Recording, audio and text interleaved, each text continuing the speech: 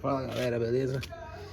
Se tiver com barulho na suspensão do Megane e não consegue achar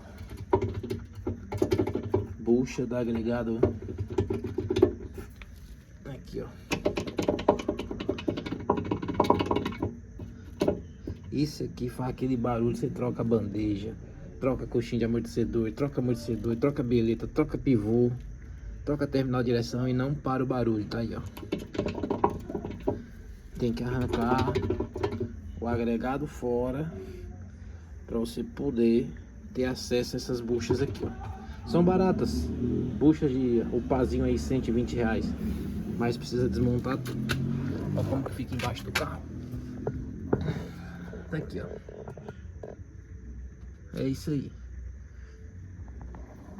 Você consegue fazer em casa, só ter tempo e ferramenta. Beleza? Vamos pra cima. Valeu!